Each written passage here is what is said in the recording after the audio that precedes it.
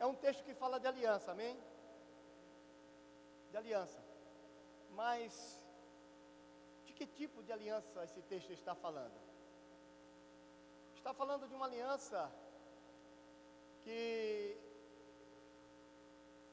tem um caráter estético, porque ela marca o homem da casa de Israel, e o Israel aqui é o biológico, descendência direta de Abraão, tá? Porque, deixa eu já abrir um parênteses aqui, a Bíblia é interessante, né?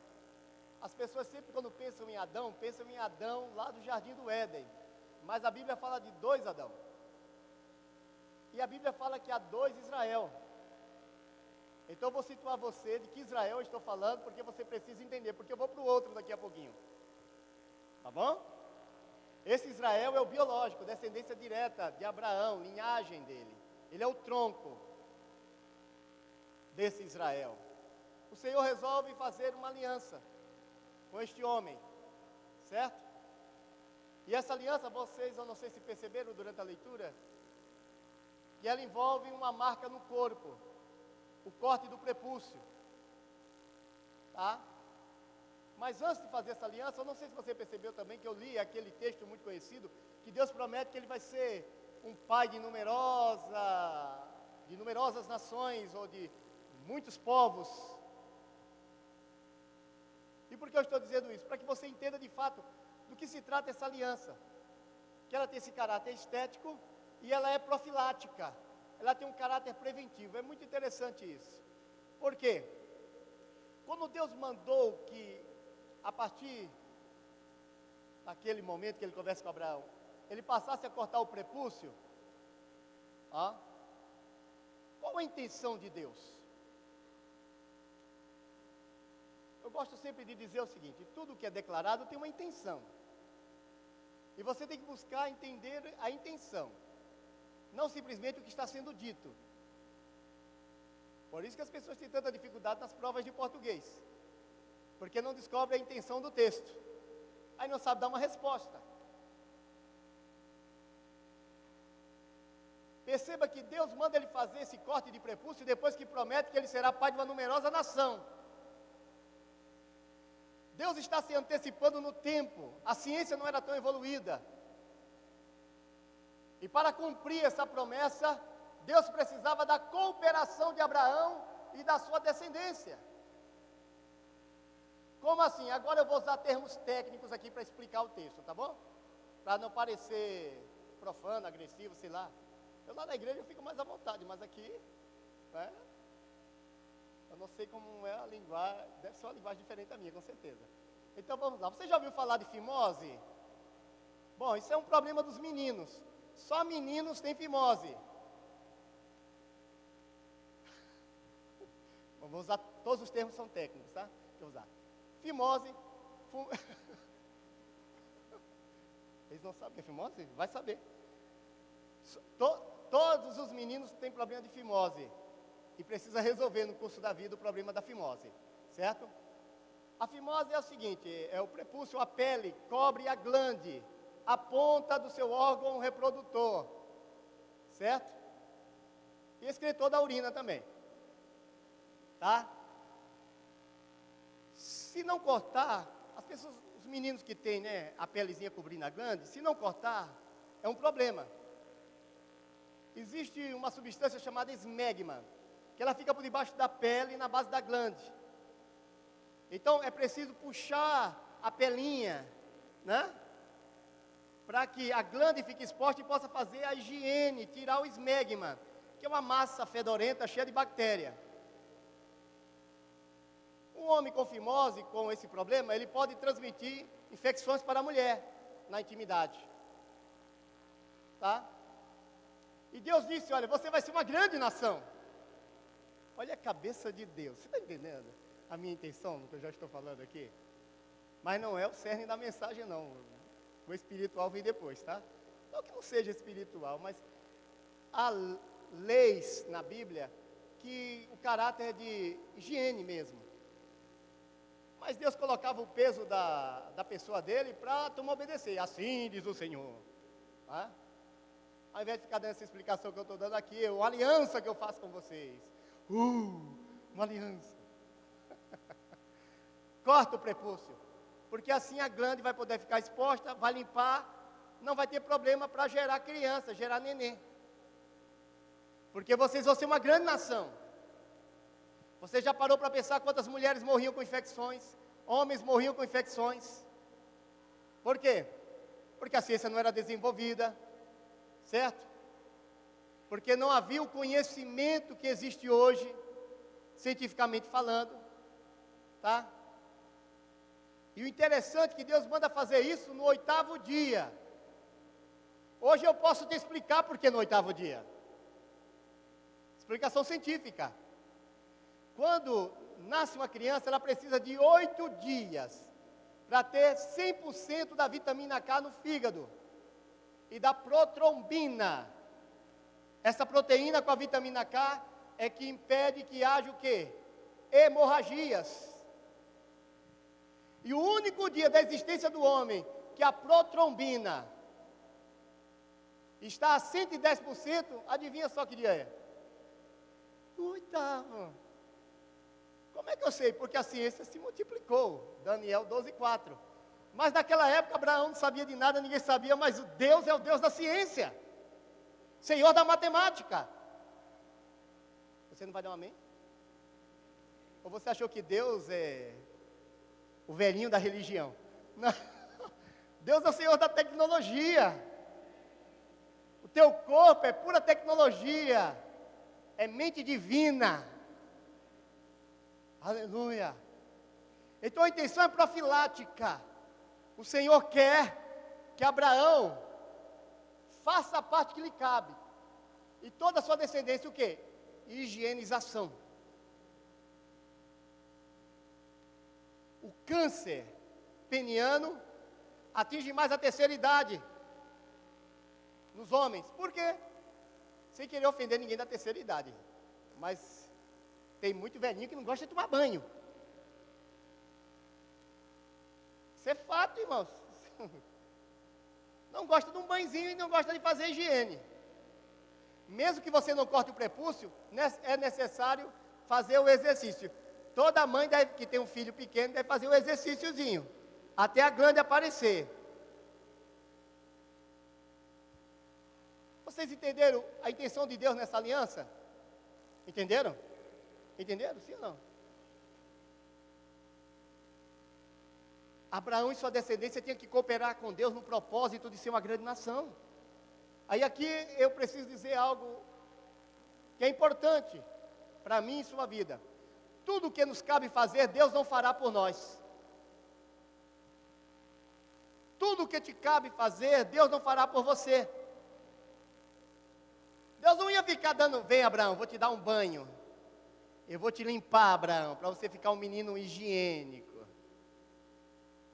Deus estabelece, pelo argumento da aliança, esse cuidado. Na Segunda Guerra Mundial, quando os alemães queriam descobrir se era um judeu ou alemão, porque muitos judeus falavam fluentemente o alemão, o que é que eles mandavam o cidadão fazer quando era um homem? Baixar as calças. Porque todo judeu tem um prepúcio cortado. Todos. Então é uma aliança profilática. Cuidados com a higiene, porque Deus vai multiplicar. Não é à toa que Israel era maior do que o Egito. Os egípcios não faziam essa higienização, não tinham esse cuidado. Usava-se até com preservativo como forma de impedir a gestação, o cocô, as fezes do crocodilo com mel. Você já imaginou a quantidade de mulheres que morriam com infecção no Egito, né? Era uma nação politeísta, com suas crenças também. Enquanto isso, os judeuzinhos sempre limpinhos, as irmãzinhas lá, a hebreia, tudo limpinha, e tome bucho. Aleluia! Aleluia! E a descendência de Abraão foi só crescendo, crescendo, crescendo, crescendo. O que você ouviu dizer aqui? Bom, é o seguinte. Quando veio a graça, essa aliança passou também a ser um problema. Porque os judeus que se convertiam a Cristo, eles se lembravam que a aliança era perpétua. Ou essa higienização tinha que ser na casa de Israel, e é até hoje praticada nos meninos. E surgiu uma turma chamada os da circuncisão. Essa turma dizia: olha, aceitamos Cristo como Salvador, contudo, todavia, é o seguinte: vocês aí que estão dizendo que são de Cristo, gentios, e querem conviver com a igreja, como igreja do Senhor, junto com os judeus, vocês precisam fazer isso também, porque isso é uma aliança perpétua. Está lá em Atos 11. Tem que circuncidar-se. E a pressão era tanto para que os gentios, ou aqueles que não nasceram na casa de Israel, também entrassem nesse tipo de aliança, que começou um embate dentro da igreja. Aí veio aquela primeira reunião, o primeiro concílio, lá no capítulo 15 de Atos. Aí o que ficou decidido para aqueles que não eram judeus, era sair da idolatria, sair das práticas sexuais ilícitas, e não comer carne com sangue, carne sufocada.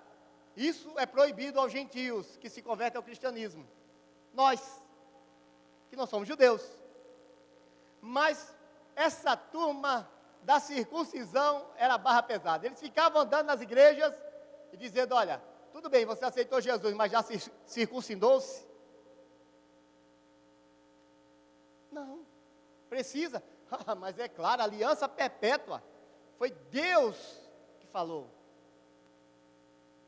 Aí surge a pergunta: precisa ou não precisa, hein? Gálatas 5:2, Paulo diz: não precisa. Não precisa fazer essa circuncisão na carne. Essa do prepúcio, não precisa. Para ser salvo, não.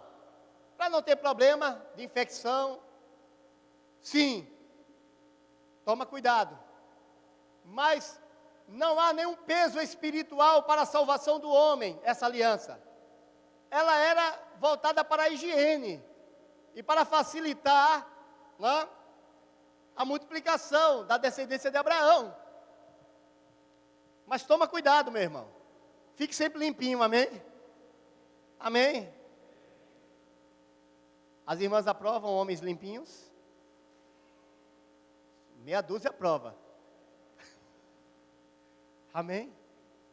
Espiritualmente não há peso algum, certo? Então isso quer dizer que nós, Igreja de Jesus, não precisamos praticar a circuncisão. Não essa. Mas há uma circuncisão para o Israel espiritual. O Israel biológico tem que manter a aliança da circuncisão, do corte do prepúcio. Eu não sou judeu, não estou preso a esta aliança, não sou descendência biológica de Abraão. Contudo, todavia, Abraão é o justo que foi justificado por sua fé. Aí pensando no outro Israel, e esse não é de uma descendência de um homem só, lá da terra dos caldeus, estou falando de Abraão, mas é da descendência do segundo Adão, o espiritual, o Israel espiritual, que é formado por pessoas de todas as tribos, línguas, povos e nações. Esse Israel também tem a sua circuncisão. Ela não é o corte do prepúcio, mas há uma circuncisão para a igreja ou Israel espiritual. Se você ler Deuteronômio 10:16, diz assim: circuncidai, pois, o vosso coração, e não mais endureçais a vossa cerviz, a nuca. Cerviz é a nuca dura, é a cabeça que não se curva em respeito, em temor. Deuteronômio 30, versículo 6 diz: o Senhor teu Deus circuncidará o teu coração e o coração de tua descendência, para amares o Senhor teu Deus de todo o coração, de toda a tua alma, para que vivas. Jeremias 4:4 diz: circuncidai-vos para o Senhor, circuncidai o vosso coração, ó homens de Judá, moradores de Jerusalém, para que o meu furor não saia como fogo e arda, e não haja quem o apague, por causa da malícia das vossas obras. Os que são de Cristo precisam também praticar uma circuncisão, mas não é essa de Abraão. E quando Paulo combatia os judeus que ficavam pressionando para que os gentios cortassem o prepúcio, para ficar igual aos judeus, ele tinha toda a razão. Porém, todavia, contudo, há uma circuncisão para a igreja, sim. E é a circuncisão da alma. E a circuncisão é uma marca no corpo de um judeu. A do corte do prepúcio, correto? Esteticamente ele carrega uma marca. Mas a igreja de Jesus, ela circuncida o coração. E a circuncisão tem que ser uma marca no coração dos crentes. Na sua vida, você tem que ter a circuncisão. Mas não a do prepúcio, mas a do coração. É de suma importância que você entenda isso. Glória ao nome do Senhor. Em Romanos capítulo 2, versículo 28 e 29, Paulo combatendo essa doutrina de que era importante cortar o prepúcio, ao invés de se preocupar com Cristo no coração, com a obediência, com a vida transformada, ele diz assim, porque não é judeu quem o é apenas exteriormente, nem é circuncisão a que é somente na carne, porém judeu é aquele que o é interiormente, e circuncisão a que é do coração, no espírito, não segundo a letra, e cujo louvor não procede dos homens, mas de Deus, de Deus. Esse tem sido o problema, né? Não temos visto a igreja trazer essa circuncisão. Os judeus mantêm a fidelidade, e se você inventar de casar com uma judia de família temente aos princípios, a eles impostos por Deus, você vai cortar o seu prepúcio. Senão não casa. Eles são rigorosos com isso. Basta você entender que a Angélica, para casar com o Luciano Huck, que é de descendência judaica, teve que se converter ao judaísmo. Senão a família disse, não vamos nem no teu casamento. Eles são firmes. A igreja deveria ser assim também, viu? Não tem sido. Bom, mas essa, não preciso me preocupar. Mas com a do coração eu preciso. Porque para Deus a verdadeira circuncisão é aquela que está nas minhas motivações, nos meus desejos, no meu querer. Coração é alma. Coração é alma. Alma é a consciência de si mesmo. É a consciência que você tem de si mesmo, é a sua alma. E a consciência do que está em volta. Você se lembra que o rico reconheceu Lázaro? E reconheceu Abraão? Tinha consciência, a voz da alma é a consciência. Certo? E na alma está o teu desejo, o teu querer. E se circuncisão é aliança, é uma marca que identifica você num relacionamento com Deus, e se eu tenho que ter uma circuncisão no meu coração, isso quer dizer que eu tenho que ter uma marca, ou algo que me caracterize como pessoa de Deus. Assim como o corte do prepúcio caracteriza um judeu como judeu. Tem muita gente gritando o nome do Senhor Jesus, tem muita gente dizendo que é de Cristo, mas nós não vemos o seu coração circuncidado. Ele não traz no seu coração a marca do Evangelho. Amém? A Bíblia diz que quando Cristo está na vida de um homem, ele é uma nova criatura. Você já leu esse versículo? Amém? Segunda carta de Paulo aos Coríntios 5,17, você é o quê? Uma nova criatura. Um dia eu resolvi pesquisar, né, o sentido literal, no grego, e fiquei impressionado com a definição. Uma nova criatura quer dizer literalmente uma nova espécie de homem. Não é uma nova religião, é uma nova espécie de indivíduo. Por isso que Paulo, lá no capítulo 15, fica dizendo, olha, Quem tem a imagem do primeiro Adão tem a imagem daquilo que é terreno, daquilo que morre, daquilo que se corrompe. Mas quem traz a imagem do segundo Adão, a imagem do Cristo, quem tem o coração circuncidado com a sua presença, com a sua palavra, traz a imagem daquilo que é imortal, daquele que é espiritual. E ele diz, olha, eu quero revelar uma coisa para vocês. Nem todos vamos morrer biologicamente. Alguns terão o privilégio de ser transformados, não abrir e piscar de olhos. Mas quem já desceu à sepultura não teve o tempo biológico para viver essa experiência em vida de transformação plena, total. Porque a redenção na sua vida, ela começou no seu espírito. E ela se conclui na sua estrutura corpórea. Os que morreram em Cristo vão ressuscitar. E nós, os que ficarmos vivos, seremos transformados. E seremos a estatura da medida perfeita, do varão perfeito. E quem é o homem perfeito? Quem é o homem no tamanho exato da vontade de Deus? Jesus Cristo, aleluia!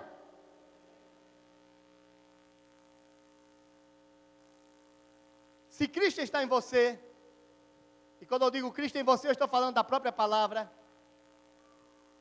necessariamente a sua alma tem que estar marcada pela verdade do Evangelho, pelos princípios da palavra de Deus. E isso necessariamente deve se refletir na sua forma de viver a vida, na sua forma de viver o dia, na sua maneira de tomar decisões. É por isso que Paulo dizia assim, olha, aquele que roubava, parou de roubar. Aquele que mentia, parou de mentir. Eu não engulo. Olha, eu tenho um problema com essa argumentação do estamos na graça, da maneira que muitos já colocaram. Deixa eu dizer uma coisa aqui, que eu quase matei um pastor da Assembleia de Deus, quando eu falei que a lei não foi abolida. Eu falei para ele que a lei não foi abolida. Ele disse, claro que foi, nós estamos na graça. Não. É tempo da graça só para quem está em Cristo. Eu provo na Bíblia. E não é usando o velho não, uso o Novo Testamento. Meu Deus, leiam Romanos. A graça é uma verdade para quem está em Cristo, para quem é nova criatura. Quem não é nova criatura, quem não vive segundo os princípios da lei do Cristo, ou da mensagem do Cristo, ou do Evangelho do Cristo, como queira colocar, necessariamente cai na lei. Cristo é graça, mas quem não está em Cristo, não é nova criatura, logo vive na lei. Paulo diz, meus amados, diz o que, pastor? Diz que a lei é um marido justo, mas severo. E nós que estávamos casados com a lei, fazendo o papel da esposa, sofríamos. Porque não há como apontar para a lei e dizer que a lei de Deus não é boa. A lei de Deus expressa o seu caráter. Só que estamos falando de Deus, estamos falando de alguém essencialmente perfeito. Essa é a concepção. E sofríamos como companheiras da lei. E vocês sabem que conforme a palavra de Deus, enquanto vive o marido, a mulher não pode arrumar outro. Estou nem aí que a turma está se separando. Eu posso falar porque é de domínio público. A Assembleia de Deus de Madureira agora liberou os pastores para divorciar. Mas Malaquias é palavra de Deus. Quando Paulo diz, toda a escritura é divinamente inspirada, ele está falando do Velho Testamento, viu? Não existia o Novo na época. Toda escritura é divinamente teopneusto, é soprada pelo Espírito. Quando foi para o bonecão passar a se movimentar, ele pegou o homem na essência, a essência divina, e jogou o homem dentro da estrutura biológica que ele fez, o bonecão. E como é que ele fez isso? Ele usa uma linguagem simplista, né? Soprou o bonecão, começou a se mexer. Adão, se lembra da história? Glória a Deus. Foi assim que fez, tá? O bonecão. Ele soprou dentro, tá? Mas essencialmente você é um ser espiritual. Um ser espiritual que possui uma alma e habita no corpo. É assim que funciona, tá? Se Deus está em você, então se Deus está em você, se Cristo está em você, você necessariamente tem que revelar uma aliança com Cristo. com o Senhor. Pela forma de viver, pela forma de viver a vida. As pessoas ficam dizendo, olha, nós estamos na graça, de fato estamos. Mas a graça não é de graça. Salvo pela graça não é salvo de graça. Assim, mas nós não pagamos nada. Mas o filho dele pagou. Pagou com a própria vida. Mas esse fato quer dizer que eu não preciso fazer nada? Claro que não. Assim como Abraão tinha que limpar a glande, manter a higiene, nós temos que manter a comunhão. Nós temos que manter a limpeza na relação. Senhor, você não vai lavar meus pés, dizia o sanguíneo Pedro. Se você não deixar eu lavar os seus pés, você não tem parte comigo. Não só os pés, Senhor, mas o meu corpo também. Isso é Pedro. Quem já está limpo, só precisa fazer a manutenção, disse Jesus. E vocês já estão limpos pela palavra que eu ministrei. Mantenha essa limpeza. Cabe a mim e a você o preço da comunhão. Andarão os dois juntos se não tiverem comum acordo? Sim ou não? Não. Amós 3:3. Então a graça não me isenta de nenhuma responsabilidade. No aspecto da santidade. Sem fé você não agrada a Deus, mas sem santidade você sequer pode vê-lo. E nós vivemos num tempo onde as pessoas não querem viver a santidade. Porque o seu coração não está circuncidado com a presença real do Espírito Santo e da palavra de Deus. Aí eu não aguento esses movimentos que tentam provar que a juventude é radical em Cristo porque pintou a cara. Nada, não tenho nenhum problema se você pintar a sua. Mas por favor, não tente me convencer que eu passar uma aquarela no rosto me torno radical em Cristo. Aí eu acho isso tão ridículo, para falar a verdade. Eu posso ter minha opinião, posso? Amém? Você não precisa aceitá-la, mas eu estou aqui declarando ela. O que não prestar para você, pode jogar fora, que a Bíblia diz, examine o que prestar, e aquilo que não presta para você, você joga fora. Mas é o que eu penso. Radical em Cristo é quem não fornica, jovem. Radical em Cristo é quem respeita o templo do Espírito Santo. Isso é radical em Cristo. Radical em Cristo. Nada contra quem pula, irmão. Eu não pulo muito porque agora eu jogo com a experiência, a verdade é essa, né? Eu jogo. Mas quem tem gás para pular, que pule bastante, aleluia. De vez em quando eu dou uns pinotinhos também. Não tem nenhum problema, isso não é pecado em si mesmo, tá? Mas não adianta eu pular aqui na frente da igreja no domingo e durante a semana eu não ser a luz de Deus na terra, porque estou refletindo um estilo de vida, mostrando para o mundo um estilo de vida que exalta a Deus. A circuncisão do prepúcio, fica tranquilo, menino. Vai precisar cortar não, a não ser que você esteja com fimose. É uma doença, tem que tratar. Se casar vai ter problema na intimidade, vai doer. Tá? Fale com o seu médico, e ele vai confirmar tudo que eu estou falando. Amém? Mas a do coração temos que ter. Colossenses capítulo 2, versículo 11. Deixa eu ver aqui a hora que eu prometi que eu vou respeitar 40 minutos. Tenho 10 ainda, hein? Não chora não que eu tenho 10. Nele também, nele quem? Jesus. Fostes circuncidados, não por intermédio de mãos, mas no despojamento. Escuta bem, crente. Isso aqui não é conversa de Marsilvio Lima de Moraes, nem de Paulo Bebel, não, nem de Igreja das... Isso aqui é Bíblia. O livro dos cristãos é a Bíblia. Se existe um objeto no qual você deve aplicar devoção, é na Bíblia. Nele, Jesus, também fostes, o quê? Circuncidados, não no prepúcio. Ele está falando do coração. Não por intermédio de mãos, mas no quê? No despojar do corpo da carne. Quando a Bíblia usa esse termo, corpo da carne, está falando de uma vida sensual. O sistema se fundamenta em 3 bases. Eu não inventei isso. Quem falou foi o cara que deitava a cabeça no peito de Jesus. cara, é uma linguagem populesca, né? O apóstolo João. Ele disse, primeira epístola de João, capítulo 2, lá a partir do verso 15. Ele disse que o sistema se fundamenta em 3 bases. A concupiscência da carne, a concupiscência dos olhos e a soberba da vida. A palavra concupiscência quer dizer literalmente o desejo intenso, o apetite, né, intenso. E quando fala da carne, está falando de toda forma de sexualidade ilícita. E isso é o que o mundo tem. Correto, amados? Existem mais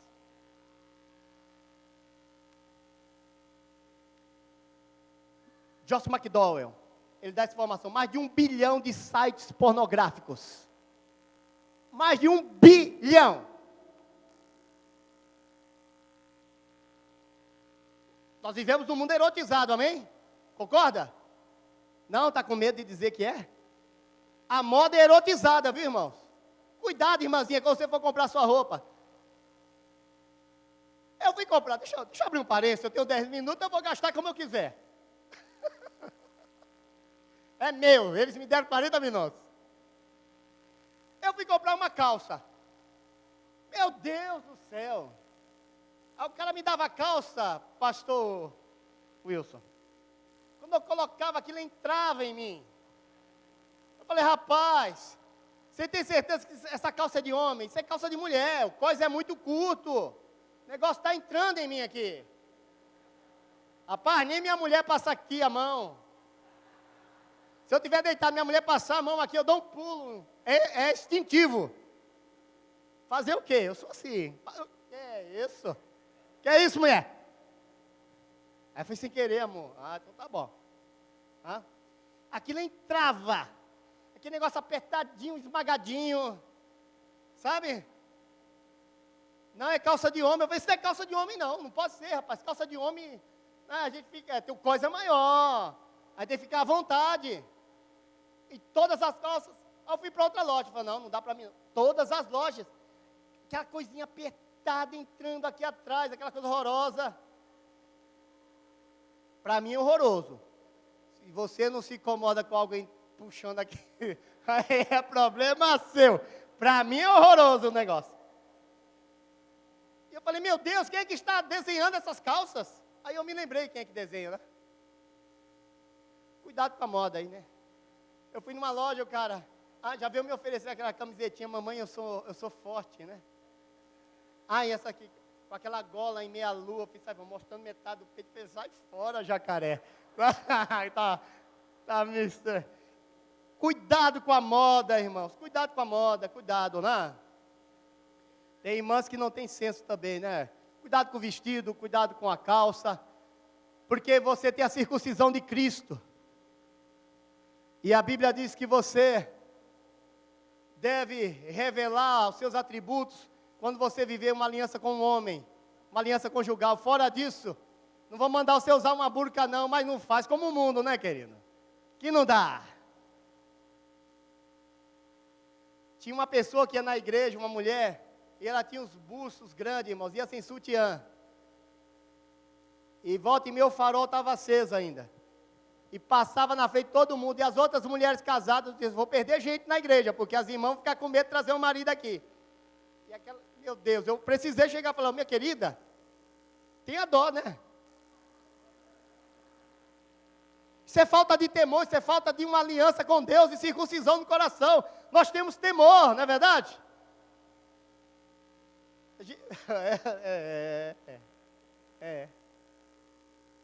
Despojar. Concupiscência da carne, nada de erotismo. Eu disse para o irmão bombadão lá da igreja, falei, por que você gosta de fazer exercício? Porque você gosta de saúde ou porque você quer impressionar a ala feminina? Não, é porque estou saudável. Rapaz, qual a tua intenção? Crente tem temor. Você já ouviu falar na palavra temor? Isso acabou, meus queridos.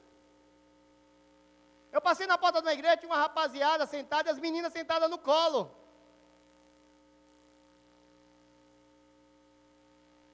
Você, meu irmão, que é um homem que aparece. Você sorriu, eu sorri, isso é igual bocejar. Eu não ia sorrir não, mas você sorriu, eu sorri. Você que é um homem vivido. Você acha que a rapaziada mantém a santidade assim? Com a menininha sentada no colo, dá para pensar no Salmo 23? Ah, difícil, não é verdade? Na porta da igreja. Amados, sem essa, o mundo não pode ditar a nossa forma de viver. A palavra de Deus é quem dita. Nós não somos do mundo. Paulo diz: a sua pátria é o céu. Concupiscência da carne. A banalização da mulher. Como é que mulher é vista na sociedade? Como nada, irmãos. Escrava sexual. Meninada vai na internet e toma enter. E quando pensa em casar, já está pensando o que é que vai fazer com a filha dos outros. Vou transformar ela naquela atriz famosa que eu gosto tanto. Você vai acabar com o seu casamento. Mas é isso que tem acontecido. E mulheres ficam com medo de perder o casamento e ficam se sujeitando, se sentindo diminuídas, mas ficam se sujeitando e o sujeito: eu sou homem, eu sou cabeça. Você é o cabeça de bagre. Concupiscência da carne, concupiscência dos olhos. Aqui é a cobiça, é o 10º mandamento. O 10º mandamento é o decálogo. Mandamento não se negocia, não se argumenta em cima, só se obedece. Não cobiçarás nada que é do teu próximo. Ah, é bonita aquela mulher, mas já está casada, olha a aliançona, tira o olho.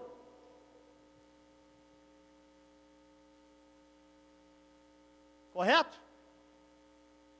Eu acho que isso é ser crente, se eu não me engano. Eu aprendi que ser crente é isso. Despojamento, concupiscência. Os seus olhos, você pode desejar qualquer coisa que você possa lutar para ter, que não pertença a outro. Mas o mundo é em cima disso, de sensualidade, de cobiça, e soberba da vida. É o conceito equivocado que o homem tem de si mesmo. Ele pensa mais do que realmente ele é.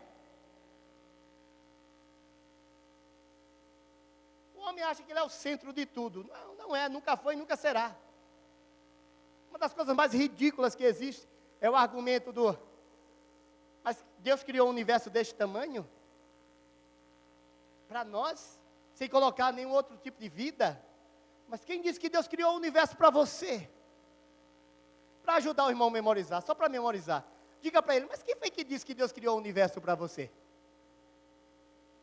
Quem foi que te disse? Foi o professor de física? Ah, ele mentiu.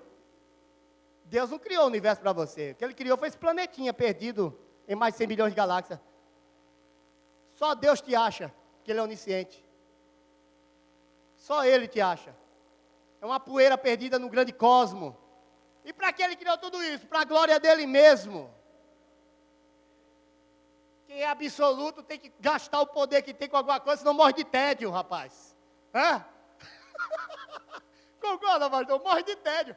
Tenta imaginar você, Deus, tendo poder para tudo, e vou fazer o que com isso? Então me criar estrela.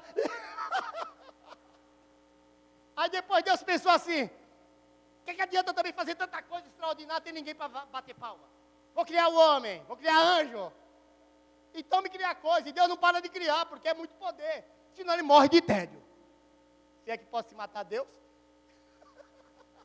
ele deve morrer de tédio. Então, essa é a base da sociedade. Mas a Bíblia diz que em Cristo nós temos uma aliança, não uma aliança na carne, mas uma aliança no coração. Qual é o meu desejo hoje? Qual é o seu desejo hoje? Agradá-lo sempre. Paulo diz: quer você comendo, bebendo, fazendo qualquer outra coisa, a primeira preocupação é que Deus seja glorificado.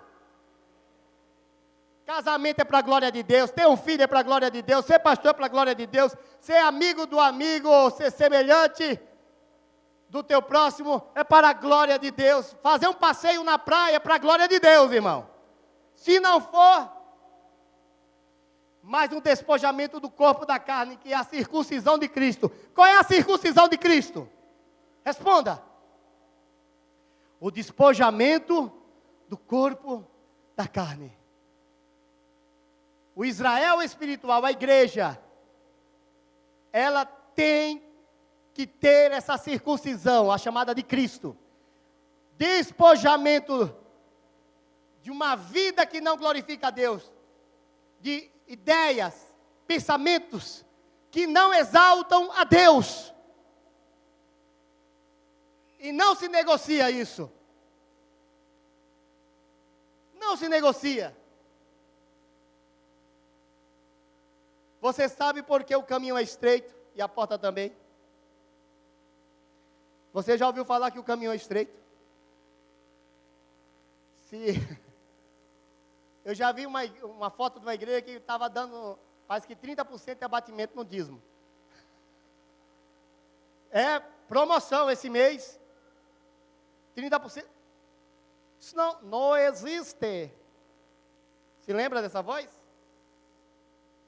Padre Quevedo, não existe. Abatimento de dízimo não existe, meu irmão. Pelo amor de Jeová. Amém? Não existe. A questão é muito simples. Você tem a circuncisão de Cristo? Que tipo de vida você leva? A que glorifica a Deus? Você é honesto? Sua palavra é se ensina ou não? Você combate a inveja que quer te dominar? Melhor definição de amor ao próximo que eu já ouvi na vida é essa. Você só ama alguém de verdade quando para de ter inveja dele. Você tem lutado contra a inveja, que é inerente a um homem caído? O novo homem em Cristo não pode ser consumido pela inveja. Eu não tenho que me incomodar com aquilo que os outros têm, pelo amor de Deus. Você concorda com isso? Não concorda? Vou repetir. Você concorda que nós não devemos ser consumidos pela inveja? Ficar incomodados pelo que o outro tem, conseguiu?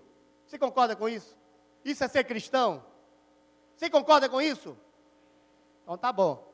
Eu estou tentando comprar uma motona bem bonita, grande, que eu quero passear com minha esposa aí no final de semana, e quando você me vê, não fica com raiva não, tá bom? Estou logo avisando, hein? Estou logo avisando. Eu não quero ninguém passando mal, porque vou pagar as prestações, você não pode fazer nada, a não ser que você pague comigo. Aí eu deixo você dar uma opinião. Essa é a verdade. Hoje está tão feia a coisa que até para dar testemunho na igreja a gente tem medo. Ganhei uma bênção, mas conta ou não conta? Porque enquanto o irmão está dando testemunho, o outro está dizendo lá, e eu, Deus, e eu. Isso é coisa de gente invejosa.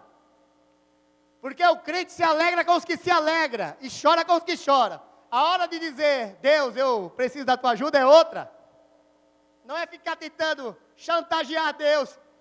Tu abençoou o Chapolin Colorado, e eu estou te pedindo uma bênção um tempão, o Senhor não me deu. E eu, o Senhor não me ama. Isso é blasfêmia. Estourei 4 minutos, acabou também. Então é isso aqui que eu vim dizer. Amém?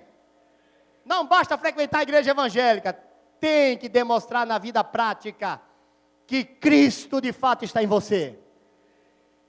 Ser cristão não é ser evangélico. Abandona o evangeliquez. Igreja evangélica, a maioria é um porre. Eu respeito o ministério onde estou, respeito o pastor presidente, mas não mistura as coisas. Instituição para mim é uma coisa, é sistema. Igreja de Cristo, é Cristo no homem. Reino de Deus, o que é reino de Deus? Meu Deus do céu, o que é? Você sabe o que é reino de Deus? Reino de Deus, amados, não é, como é que eu vou colocar sem parecer ser agressivo? Reino de Deus não é estratégia de homens, ou a experiência de um que escreveu um livro e está vendendo igual água. Reino de Deus é algo muito simples. Reino é governo. E Cristo disse, olha, você não vai vê-lo ali nem acolá, porque não dá para ver o reino de Deus como as pessoas querem ver, em construções, em memoriais. O reino de Deus está dentro do homem. Ou Deus governa as suas intenções, suas motivações, ou você não é dele. Isso é a circuncisão de Cristo. Despoja do primeiro Adão. Tira os conceitos do vovô, da vovó, do papai e da mamãe. O pai foi assim. Teu pai estava enganado, estava errado. Já confrontou as ideias dele com a palavra? Se você confrontar, você vai ver que está errada. Abandona isso. Reino de Deus é Deus governando o homem, nas suas intenções, nas suas motivações. É Deus decidindo e não você decidindo por Deus. Fora disso, meu irmão, é gogó, é evangeliquez. Fique de pé, por favor.